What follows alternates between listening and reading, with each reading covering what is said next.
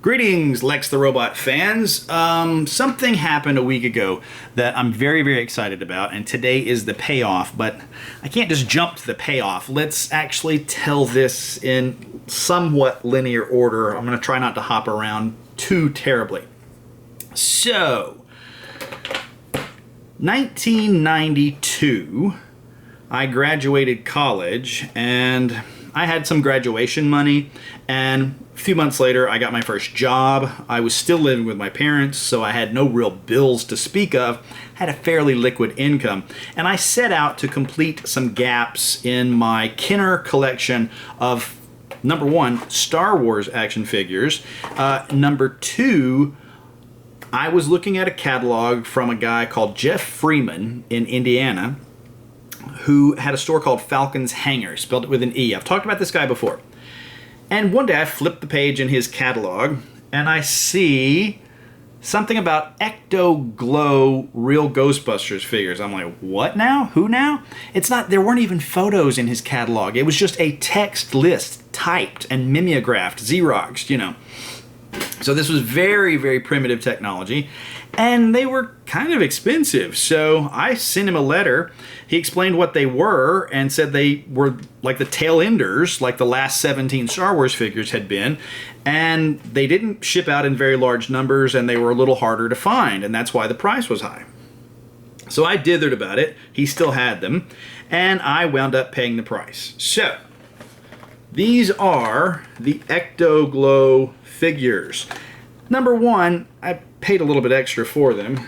Number two, they were basically, aside from the little masks, figures and accessories that I already owned multiple times over, because these had been the first 4 Ghostbusters figures that they came out with. They had been the ones where you had the color change to them. They had been the backpack heroes. They had just used these guys over and over. So I knew I wanted the main 4, and I also picked up, just for completism's sake, because my real Ghostbusters collection was fairly complete, I got the Louis Tully as well. So 1, 2, 3, 4, 5. And I've still got them mint on the card because I just could not bring myself to open figures that I had paid $30 each for in 1992.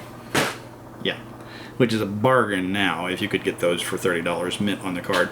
But at the time, it was one of the larger prices that I had paid for action figures. I think I paid more for Yak Face that same year, and around $30 for the droids, R2-D2 and C-3PO. The Ewoks figures I found cheap, and the rest of the droids figures was R2 and 3PO that eluded me. But be that as it may, so I had owned those 4 figures so many times that there was, you know, this was just more or less to say that I had a complete collection of Kenner Real Ghostbusters toys.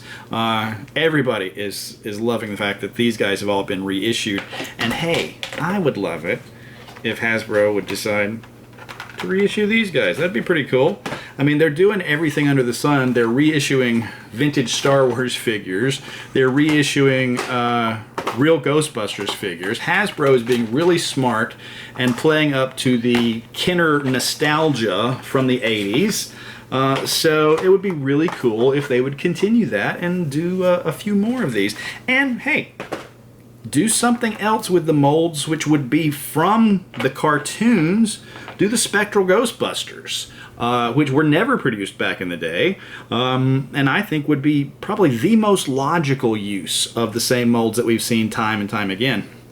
These were some of the very first figures that I customized in, these were some of the very first figures I ever used acrylic paint on, I should say, circa 1995-ish. And then again, I have another custom Real Ghostbusters figure, was the Xmas Marks the Spot Egon that I just completed a few weeks ago during quarantine, which I began 2012, I think.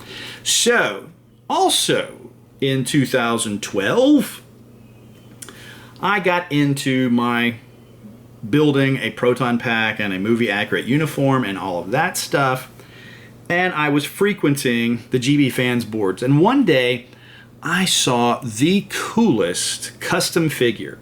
Someone had made a custom Janine in the Ecto-Glow style to go with these 5 figures. And the wherefores on it, as I said at the time, were brilliant. Because it was like, okay, well, this figure, this figure, this figure, this figure all have ghosts from this series of previous figures, and this one comes from this series, and we need one from this series, and like every decision, the color choices, the ghost choice, where to put the text on the body, I mean, everything was just brilliant. And of course, over the years, I've spoken many times with Eric Koch. I'm assuming it's pronounced Koch, like the mayor of New York. I hope I'm saying it right. Hey, if you ever offer those for sale, let me know. And even, I think earlier this year, I had messaged him on Facebook and had the same conversation. Well, one night, I find out via a post from Jeff Lewis of the Arizona Ghostbusters that a very, very small run of the Janine Ecto-Glow figure is being done by Eric Koch. I want to say they were going to do 10 of them. And this parcel arrived in the mail today. Price-wise, I have now doubled my investment on Ecto-Glow figures. So, oh, for the days of $30 each, right? And here again, I really, really, really wish that Kenner would reissue these guys so I could have a set to open without breaking the bank. Alright. Here we go. Upside down butt. Alright, little graphic there. Very cool. Rotate. Oh man. I have wanted one of these for 8 years. She looks awesome. So let's put her and Egon on screen at the same time. And then I am going to go take some photos of the whole kit and caboodle.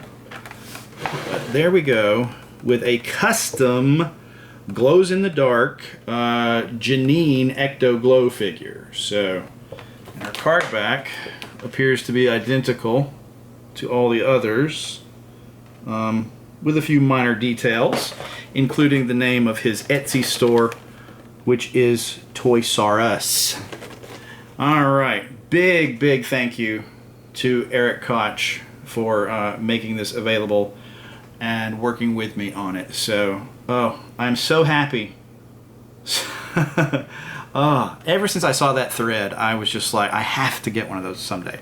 I have to put number 6 with the first 5. So, oh me, beautiful, beautiful.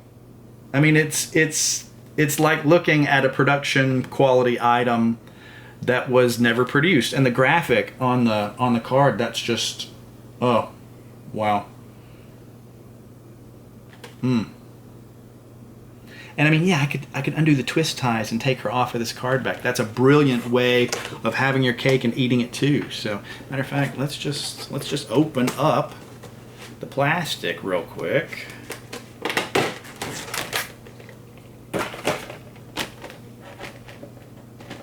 It's like the way Funko Pops are. You can just easily get to them. All right. Now the card is actually in 2 pieces, so that you can undo the twist ties. Oh, that's just brilliant. That is so brilliant. That's the first time I've ever actually been able to touch an Ecto-Glow figure. All right, cool, so cool, and just dead on. Looks just like it came out of the rest of them's production run. So you can't ask for better than that. Concept, assembly, and paintwork by Eric Koch. Casting and assembly by Simon Koch. Janine packaging artwork by Jammer Lee. So big thank you to those folks for making this available. Now, come on, Hasbro, and reissue the other 5. Thanks for watching.